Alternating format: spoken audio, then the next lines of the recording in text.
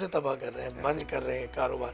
آپ کو کوئی مسلح بردار شخصیت نہیں آئی کہ آپ نے کاروبار بند کر دیا. ان آرگینک چیز کو آرگینک بنانے کے لیے آپ صرف اس کے آگے سے ان ہٹانا ہے، وہ خود بخود آرگینک چاہتے ہیں یا مجبوری ہو.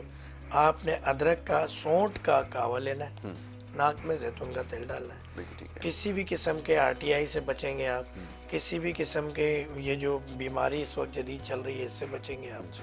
اور آپ کے یقیناً کچھ پیسے بھی بچیں گے، صحت بھی بچے گی، وقت بھی بچے گا. آپ اپنی معیشت مضبوط کر سکتے ہیں، ایجوکیشن مضبوط کر سکتے ہیں. تو یہ چیزیں بہت ہی ضروری ہیں. اب یہ بالکل ایسے ہی ہے، آپ اگر کہیں مارٹ جاتے ہیں تو وہاں ایک ہی کمپنی کی 2 پروڈکٹس رکھی ہیں، ایک نیچرل آرگینک، ایک ان نیچرل. اور نیچرل کے پیسے جو ہے 10 گنا زیادہ ہیں. انہیں پتہ ہے کہ اب پبلک کی یہ آن ڈیمانڈ چیز ہے. اب تمام جتنی بھی مصنوعی ادویات کی تیار کرنے والی کمپنیز ہیں، انہوں نے ایک ڈپارٹمنٹ باقاعدہ کھول دیا ہے کہ جہاں پر انہوں نے ایک آرگینک میڈیسن بنانی ہے اور اس کو ان نیچرل طریقے سے پیک کرنا ہے اور یہ کہنا ہے کہ نیچرل میڈیسن ہے. تو نیچرل چیز نیچرل ہوتی ہے، قدرتی چیز آپ کے پاس قدرتی طریقے سے پہنچنی چاہیے. یعنی کہ ان آرگینک چیز کو آرگینک بنانے کے لیے آپ صرف اس کے آگے سے ان ہٹانا ہے، وہ خود بخود آرگینک ہو جائے گا. نہیں، اس کا بھی ایک جو اس واردات کا ایک طریقہ کار ہے. ہوتا یہ ہے کہ اس ڈپارٹمنٹ کے جو نام نہاد سربراہ کوئی مجھ جیسا حکیم ہوتا ہے تو یہ لکھا ہوتا ہے under supervision of doctor Faheem herbalist. تو یہ بات امبوز ہو جاتی ہے کہ نہیں ہے نیچرل چیز ہے.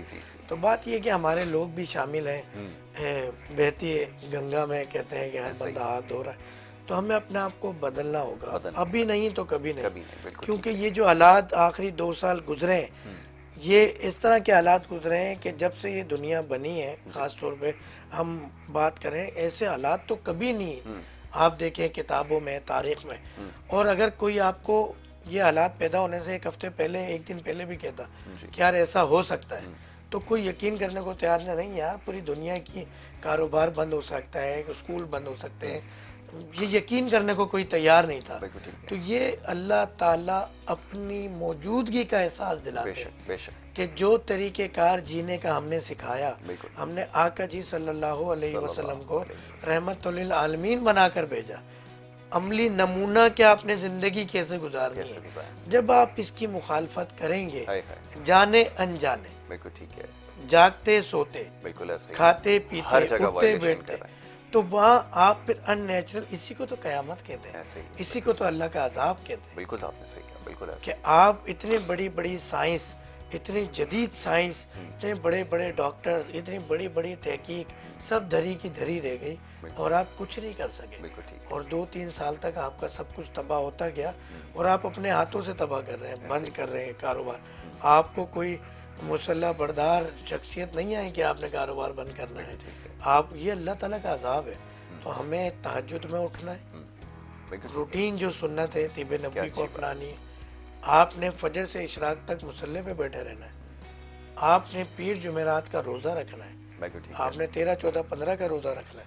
یہ بڑا امپورٹنٹ ٹاپک ہے ڈاکٹر صاحب. ابھی یہ فاسٹنگ کے حوالے سے جیسا بھی آپ نے بات کی، اب کیونکہ وقت یہاں پہ ختم ہو گیا، لیکن یہ گفتگو ایسی ہے کہ دل کرتا ہے کہ اس کے اوپر مزید بات کی جائے، لیکن اجازت کیونکہ آپ یہاں پر لینی ہوگی اور کالز کا سلسلہ جو ہے وہ اب اپنے اختتام کو پہنچتا ہے. لیکن یہ آپ کے جو سوالات موصول ہو رہے ہیں تھرو سوشل میڈیا اور جو کالز کے ذریعے ہمیں موصول ہوئے ہیں، انشاءاللہ آنے والے پروگرامز میں ضرور اس کے اوپر تفصیلاً گفتگو کریں گے. ڈاکٹر صاحب بہت شکریہ آپ کا ایک دفعہ پھر پروگرام میں ہمارے ساتھ شریک ہونے کے لیے. اور بدھ اور جمعے کا دن ہمارا جو مختص ہے، ڈاکٹر فہیم ادریسی صاحب یہاں پر موجود ہوں گے. انشاءاللہ آنے والے بدھ کو ضرور یہاں پر موجود ہوں گے. پھر آپ سے اس معاملے پر آپ کی صحت کے حوالے سے مزید گفتگو کریں گے. اجازت لینی ہوگی. محمد یاسر کو اور ہماری ٹیم کو دیجیے اب اجازت. اللہ نگہبان.